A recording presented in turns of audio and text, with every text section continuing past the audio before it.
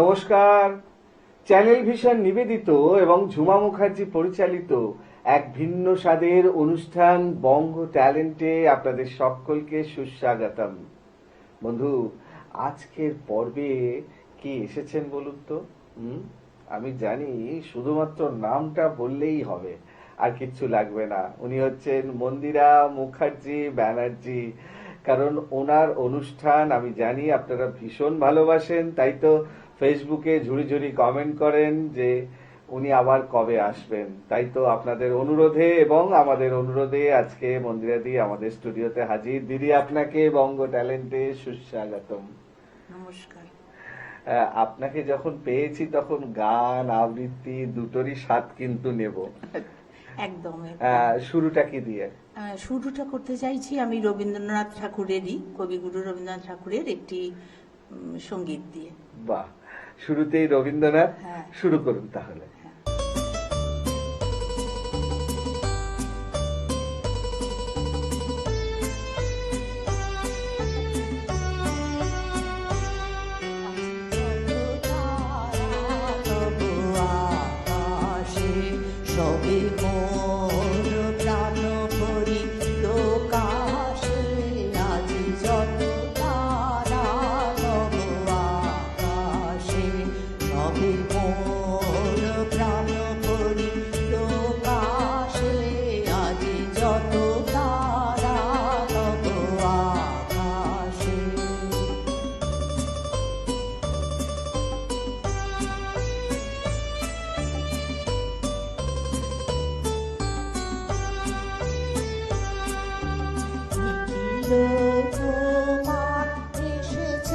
ছুটিয়া ভোর মাঝে আজ পড়েছে টুটিয়া,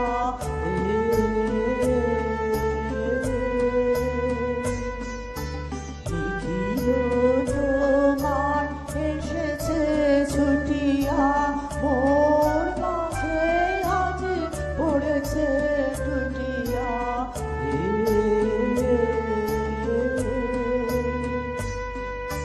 তবনি কুঞ্জের অঞ্জলি যত আমারি অঙ্গে বিকাশে আজ যত তারা তব আকাশে সবে মোর প্রাণ করি প্রকাশে আজ যত তারা তব আকাশে।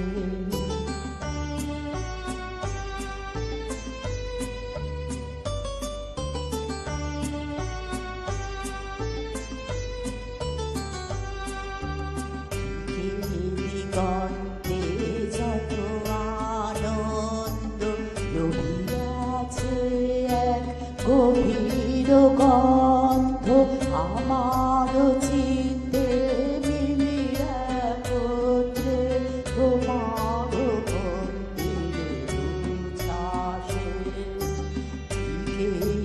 গন্ধে যত আনন্দ রহিয়াছে গভীর গন্ধ আমার চিত্তে একত্রে তোমার মন্দিরের উচ্ছ্বাসে। আজি কোনো খানে কারেও না জানি শুনিতে না পাই আজি কারো বাণী।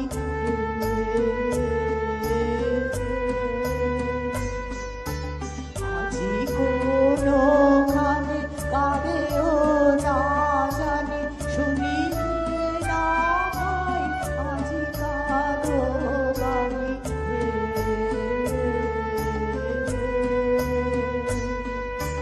নিখিল নিঃশ্বাস আজি বন্ধে বাঁশরীর সুরে বিলাসে আজি যত তারা তব আকাশে সবে মোর প্রাণ ভরি প্রকাশে আজি যত তারা তব আকাশে।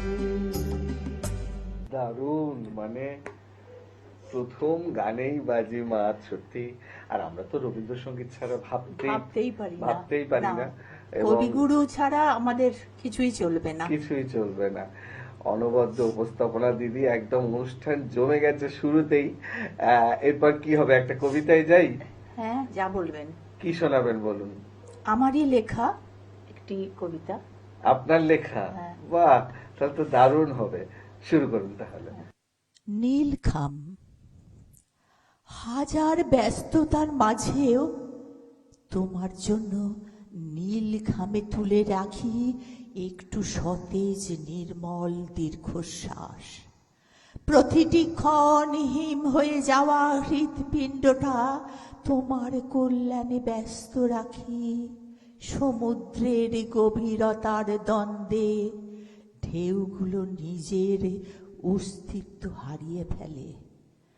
ব্যস্ত গাংচিলের ঝাঁক আপন প্রণয়ে ফিরে চলে আশ্রয়ে। ভুলে যায় ডানা ঝাপটানো দুঃস্বপ্নের সন্ধিক্ষণকে। পড়ন্ত সূর্যের আলোয় খুঁজে ফেরে সাথীকে। আমি সব ভুলে গাংচিলের ঝরে পড়া পালকের মতো দুঃস্বপ্নগুলোকে নিস্তব্ধতার কাছে জমা রেখে নতুন আশায় সন্ধ্যার বর্ণিল আলোক সজ্জার বাহারি সাজে তোমাকে সজ্জিত করে তুলি। তোমার একটুকু ছোঁয়া পেতে ভুলে যাই নিজেকে, হারিয়ে ফেলি সব সত্তা। দারুণ, মানে আমি তো বিভোর হয়ে শুনছিলাম। মানে আপনি দারুণ লেখেন। যেটুকু মানে কি বলবো, তার আশীর্বাদ। একদম, তিনি যেমন করাচ্ছেন আমি তেমন করছি। সত্যি তাই। মানে এত সুন্দর আপনার লেখনী, ভাবা যায় না, অসাধারণ। আর অনবদ্য হয়ে উঠলো আপনার কণ্ঠে, মানে কবি কণ্ঠে কবিতা, নিজের লেখা। নিজের লেখা। এর থেকে বড় কি আর পাওনা হতে পারে? একদম। পরের নিবেদন কি হবে, আপনার লেখা? হ্যাঁ, একদম, শুরু করুন। আমি অনেক পাহাড়ে ঘুরেছি। সেই পাহাড়ের কে দেখে তার নিজের মনের কথা মনে হয়েছে একটু বলার আমার একটু দরকার। তাই তার যে কান্না সেইটাই একটু প্রকাশ করার চেষ্টা করেছি। পাথরের কান্না। শান্ত সৌম্য মূর্তি তোমার, রয়েছ দাঁড়ায়ে আজীবন। রূপ লাবণ্যে তোমার ভূধর, কখনো সবুজ কখনো ধূসর। ধ্যানে মগ্ন কঠিনে তাপস ভগ্ন করিল মানব জগৎ। বক্ষ টুটিল টলিল তকত, শান্তির পথ হইল তামস। আঘাতের পর আঘাত আসিল, তবু অনাসে অনর রহিল। তব কুল থেকে ঝর্ণার জল, পিপাসিত ধরা পূর্ণ আঁচল। কত জীবে সেথা পান করে সদা, কত পথিকের ছবিতে শোভা।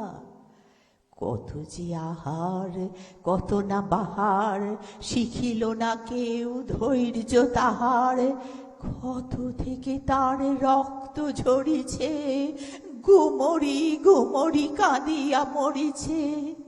শুনে না কেহ, চাহিয়া দেখে না, ক্ষতের আঘাত বুঝিতে চাহে না। ক্ষতের উপর হাতটি বুলায়ে, দুহাত বাড়ায় গলাটি জড়ায়ে। শত শত চুমায় ভাল চুমিল, চুপি চুপি কানে সে কহিল, তুমি যে আমার আজীবন সখা, সাথে আছি আমি তোমার মেঘ বালিকা। বাবা, দারুণ, মানে অনবদ্য আপনার লেখনী এবং দারুণ উপস্থাপনা। দিদি, এই কবিতা শুনতে শুনতে আমার যেটা জানতে ইচ্ছা করছে যে এই লেখালেখির শুরুটা ঠিক কবে থেকে বা কিভাবে হলো শুরুটা? এই লেখালেখি আমি শুরু করেছিলাম অনেক ছোটবেলায়, আচ্ছা। তখন আমি 9-10-এ পড়ে 11-12-এ পড়েছিলাম। আচ্ছা। তখন ওই দেয়াল পত্রিকা হতো আমাদের স্কুলে, আচ্ছা। সেই তার সম্পাদিকা ছিলাম। সেইগুলো থেকে একটা অনুপ্রেরণা।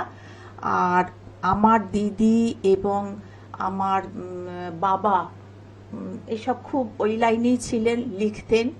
তারপরে বিবাহিত জীবনের পর কিছুটা সময় হয়নি, গ্যাপ পড়েছিল। তারপরে আমার দাদু মানে কেশবচন্দ্র নাগ, তিনিও আমাকে মানে কবিতার ছলে আমাকে, আমি যখন শ্বশুর ইয়েতে থাকতাম শ্বশুরালয়ে, কবিতার আকারে আমাকে চিঠি দিতেন। হ্যাঁ, আমিও দাদুকে কবিতার মাধ্যমে চিঠির উত্তর দিতাম। এই করতে করতে অনেকটা অভ্যাস হয়েছিল। তারপরে বন্ধ হয়ে গিয়েছিল কিছুটা। তারপরে একদিন আমার ছেলে মানে আমার এই ফোন কিনে দেয় এবং ফেসবুক এইসব করে দেয়, এবং সেখানে আমি খুঁজে পাই এক বিখ্যাত কবিকে। তিনি হলেন সুনীল মুখোপাধ্যায়। তিনি আমাকে দেখে, আমি ওনার কমেন্টস করতাম ওনার লেখা, এবং তিনি আমাকে বললেন, এই তুমি একটা লেখা দাও তো। না, আমি অভ্যাস অনেকদিন ছেড়ে দিয়েছি, আমি আর পারবো না। বলে এখনই দে। আমি বলছি তুই দে, এখনই দে, আমি একটা পত্রিকায় বার করবো। না, আমি এত পত্রিকার লেখার মতো আমি এখন লিখি না, তুই দে তো আগে। এই করে উনি শুরু করলেন। তারপর থেকে আমার এই লেখা চললো, এবং অনেক পত্রিকা, তখন শব্দের ঝঙ্কার, তারপরে আমরা দশভুজা, জ্ঞান ও চেতনা, নবদিগন্তে, মানে প্রচুর প্রচুর পত্রিকা এখন লিখছি, এবং নিজের বইও বের হয়েছে কবিতার। অনেক এগিয়ে চলেছি আর কি। নিশ্চয়ই, ভীষণই ভালো। দিদি, আরো কথা হবে, গল্প হবে, গানও হবে, কবিতাও হবে। এখন সময় ছোট্ট একটা বিরতি নেওয়ার। সত্যি দর্শক বন্ধু, আমি জানি আজকে মন্দিরাদিকে পেয়ে আমাদের অনুষ্ঠান গানে কবিতা একদম জমে উঠেছে, কিন্তু কিছু করার নেই, ছোট্ট একটা বিরতি নিতেই হবে। বিরতির পর এক্ষুনি ফিরে আসছি, কোথাও যাবেন না, দেখতে থাকুন বঙ্গ ট্যালেন্ট, নতুন তারার খোঁজ।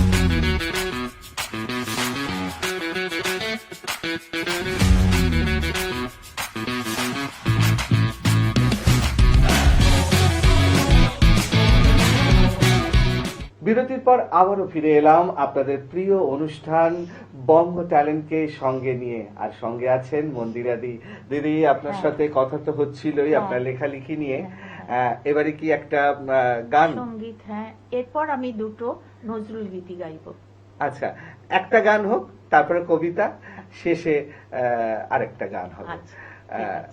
তাহলে একটা গান শুরু করব।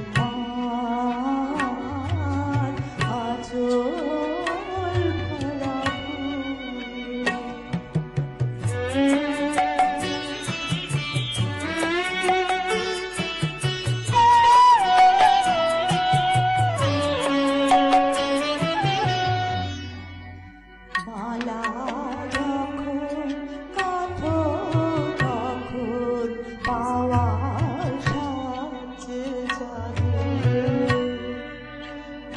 মোর বিরহে কাঁদো যখন আরো ভালো লাগে পাওয়ার সাহায্যে জাগে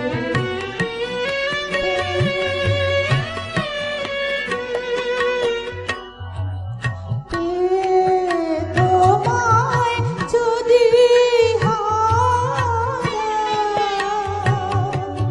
দূরে দূরে থাকি গো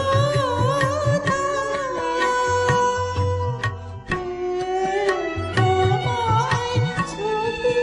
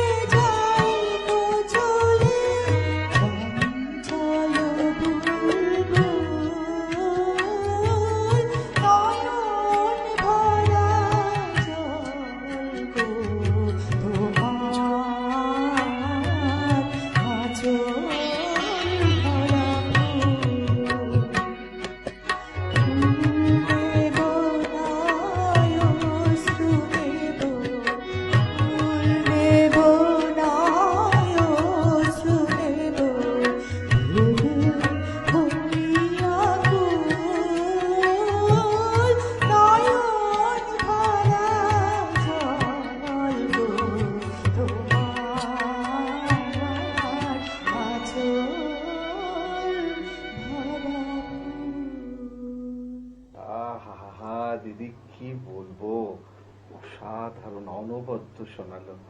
মানে একটা গান না আরো অনেক গান শোনার খিদে বাড়িয়ে দেয়, কিন্তু কিছু তো করার নেই, সময় একদমই সীমিত। তাই অনুষ্ঠানের একদম আমরা শেষ প্রান্তে চলে এসেছি। কি শোনাবেন দিদি, কবিতা না গান? না, আর একটা গান নজরুলের শুনিয়ে শেষ করতে চাই। একদম একদম, আমারও তাই মত। হ্যাঁ। আর একটা গান দিয়ে আজকের অনুষ্ঠান শেষ হোক। শুরু করুন তাহলে।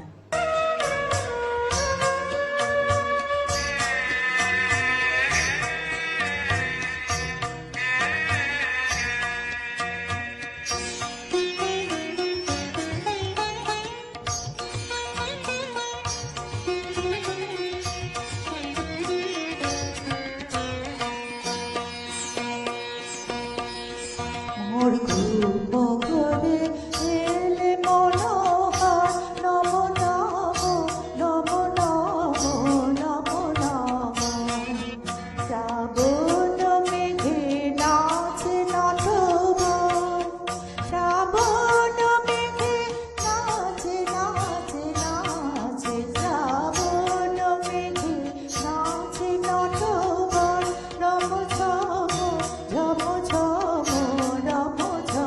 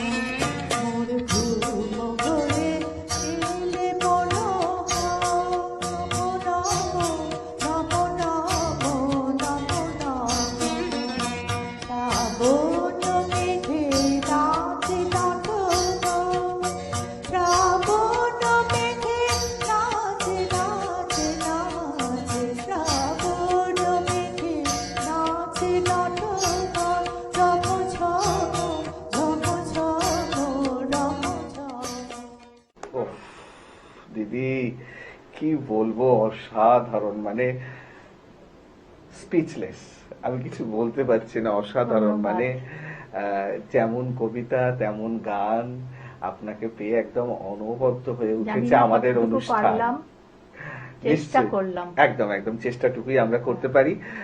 সময় আজকের মতো একদম শেষ, শেষ। এবারে বিদায় নেওয়ার পালা। একদম। সত্যি দর্শক বন্ধু, আপনারা কিন্তু আমার সাথে একমত হবেন, আজকে মন্দিরাদিকে পেয়ে আমাদের অনুষ্ঠান কথায় গানে কবিতায় একদম অন্য রকম হয়ে উঠেছিল।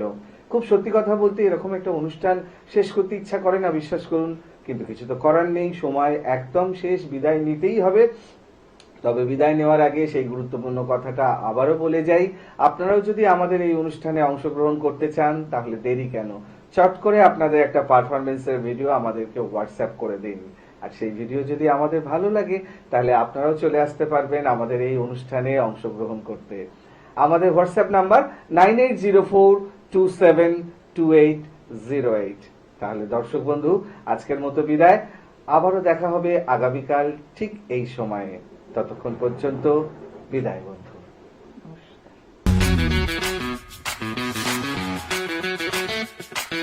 নমস্কার।